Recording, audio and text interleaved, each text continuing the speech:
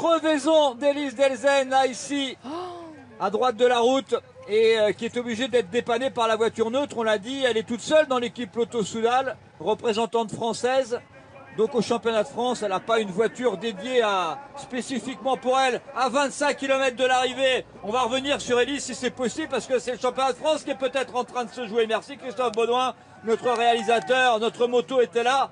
Marjolaine doit être en train de revenir. Oh la roue, voilà Marjolaine qui passe à l'instant, qui se retourne, qui se dit mais qu'est-ce qui se passe parce que ça correspond pas forcément, elle n'a pas une roue qui correspond forcément. Ah ouais, le matériel d'une voiture neutre avec le matériel d'Elise Delzenne, c'est pas forcément ce qui va aller parfaitement sur le vélo. Et la chaîne est bloquée, c'est peut-être le titre de championne de France. Elle va pouvoir redémarrer. Ah là, c'est un moment terrible pour elle. C'est un moment terrible pour la nordiste qui repart alors que Marjolaine Bazin est déjà passée et qu'en se retournant, elle va voir apparaître le quatuor qui est juste derrière. Donc ça doit être dur à gérer, on va voir comment elle est. Elle a du caractère. Elise Delzenne, voilà le quatuor qui approche puisque la voiture neutre est là. C'est vrai qu'elle est en forme, mais bon, un incident mécanique comme celui-ci, c'est jamais bien à avoir. Marjolaine est passée devant, elle était limite un peu gênée de la dépasser, quoi. Quand on l'a vue, c'est vrai qu'elle était. Elle n'a pas compris. Elle a regardé, elle a dit qu'est-ce qui se passe, j'y vais pas. Voilà, c'est vrai que sur un incident mécanique, c'est toujours un peu gênant, mais bon, voilà, je l'ai senti vraiment gênée en passant. Mais Elise n'a pas dit son dernier mot. Hein. Alors c'est pas une critique vis-à-vis de la voiture neutre, rien à voir, mais bon effectivement c'est un peu ça la particularité du championnat de France. Il y en a quelques-uns qui nous regardent parce qu'il y avait quelques critiques là sur la voiture. Ça a été long, une cage. Voilà, le moment où elle a crevé, elle s'est arrêtée, le changement de roue, elle est repartie. Elle a perdu 1 minute 15 alors qu'on est à l'amorce de l'avant-dernier tour ici. Et c'est donc la côte des 4 sapins avec celle qui est désormais en tête. C'est la grande sensation du jour. Du coup, voilà, elle y est pour rien. Marjolaine Bazin, dont on connaît ses qualités dès qu'il s'agit de grimper. Regardez en danseuse. Alors, est-ce que là, Elise Delzenne a intérêt à attendre le quatuor ou à tenter de revenir maintenant? Elle attend. Elle est au début de la côte, il n'y a pas beaucoup d'écart. Elle attend le quatuor. Nicolas G, on va vous demander d'abandonner. L'écart est encore important. On va vous demander d'abandonner. Un instant, vous pourrez vous arrêter éventuellement. Le groupe a de nouveau un problème. Ouais, c'est terrible. C'est terrible parce qu'elle a une crevaison de la roue avant maintenant. En tout cas, problème de la roue avant parce que c'est peut-être pas les mêmes tailles de roues. Donc on la change. C'est voilà, c'est ce qui se passe là pour Elise Delzenne qui, pour l'instant, semblait survoler ce championnat de France. Est terrible. Et Séverine Hérault là qu'on a vu un peu en difficulté. Je suis avec Elise Delzenne, Kéké. Eh bien, si vous êtes avec Elise, on vous écoute parce que ce qu'elle vit est terrible. Ces problèmes mécaniques, c'est terrible pour Elise Delzenne. Nicolas. Oui, Elise Delzenne là qui est en train d'essayer de se relancer. Thierry qui repart et qui regardait si tout allait bien au niveau de sa roue visiblement. Elise Delzenne là qui est au milieu des voitures et qui a allez, une centaine de mètres maximum, oui 80 mètres d'avance sur le groupe Pauline Ferrand-Prévot. Et donc la nordiste là qui est dans les voitures, qui essaye de se relancer, mais on sent vraiment qu'elle a été coupée dans son élan et elle va être prise par Pauline Ferrand-Prévot notamment et Audrey Cordon.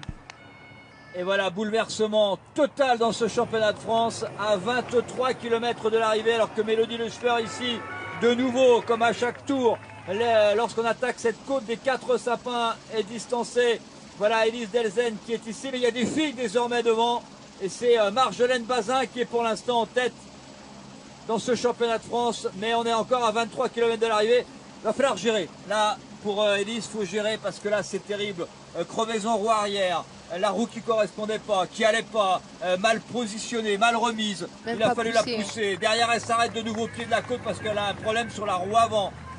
Alors qu'elle survolait ce championnat de France. Il faut que d'abord elle se remette au niveau moral avant de voir si effectivement, vu les jambes qu'elle a, regardez encore quand elle accélère, si elle est capable de revenir maintenant sur Marjolaine Bazin. On va essayer d'avoir l'écart parce que là, l'écart c'est entre Marjolaine Bazin et le groupe ici, 1,23. 1 minute 23, c'est entre la tête de course et le groupe Pauline Ferrand-Prévot, Audrey Cordon-Rago. Et ce qui est assez impressionnant, c'est que Elise ne s'est pas énervée une seule minute. Elle n'a pas pesté contre la personne qui lui remettait la roue. Elle n'a pas, enfin vraiment, elle est restée super calme. C'est peut-être aussi ça sa force. Et voilà, maintenant, elle reprend et sans vraiment être énervée. Bon, elle doit être énervée à l'intérieur forcément, mais là, maintenant il faut essayer de tout donner. Et puis Charlotte Bravard qui a bien du mal à accrocher la roue d'Elise Delzenne, qui a du mal aussi à retrouver quand même son rythme, hein. Elle l'avait très bien. Et du coup derrière, regardez Edwige Pittel, on est en train de revenir, on va faire, ah bah ils sont en train de revenir sur Nicolas, c'est fait, hein, le groupe Edwige Pittel, le groupe Pauline Ferrand-Prévot, Audrey Cordon en train de revenir sur Elise.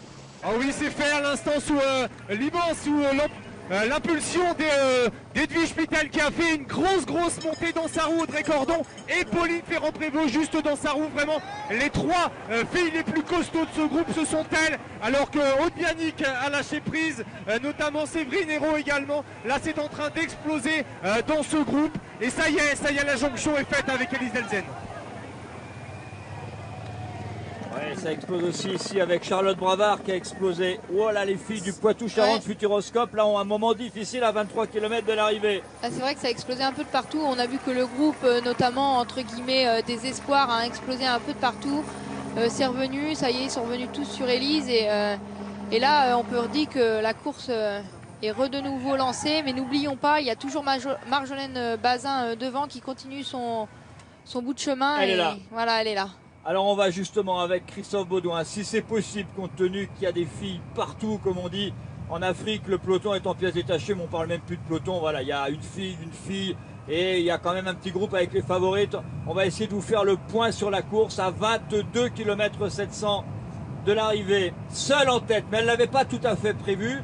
Elle espérait sans doute revenir sur Elise Delzenne. Elle aurait sans doute aimé être accompagnée. On est dans la descente de la côte des Quatre Sapins avant d'attaquer la côte de Neuret. On est ici avec celle qui est en tête, c'est Marjolaine Bazin qui porte le maillot du comité Poitou-Charentes.